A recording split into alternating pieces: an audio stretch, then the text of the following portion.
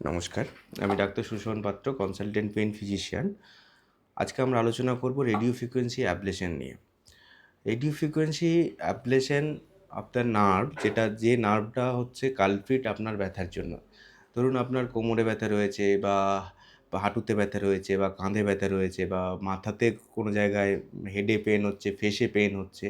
কোনো না কোনো নার্ভ হচ্ছে আপনার এই ব্যথার জন্য কালপ্রিট।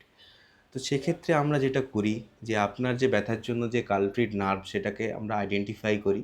সেই নার্ভকে আইডেন্টিফাই করে প্রথমে যেটা করা হয় ডায়াগনস্টিক ব্লক দেওয়া হয়।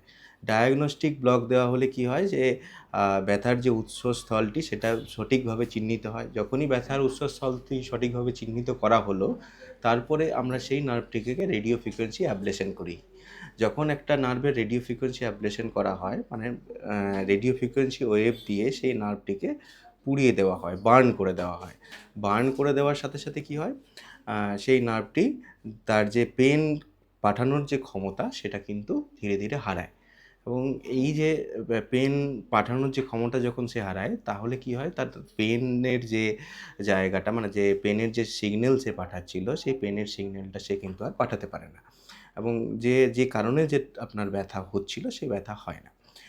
তো প্রথমে আমরা ডায়াগনস্টিক দিয়ে যখন আমরা দেখে নিচ্ছি যে এই পেশেন্টের এই জায়গা থেকে একটা পেনের সিগন্যাল যাচ্ছে এবং সেখান থেকে তার ব্যথা হচ্ছে, সেটা কনফার্ম হওয়ার পরে আমরা কিন্তু যাই হচ্ছে যে পার্মানেন্ট বা রেডিও ফ্রিকোয়েন্সি অ্যাবলেশনের দিকে। এবং এই রেডিও ফ্রিকোয়েন্সি অ্যাবলেশনের ইফেক্ট আসতে কয়েকটা সপ্তাহ হয়তো সময় লাগতে পারে।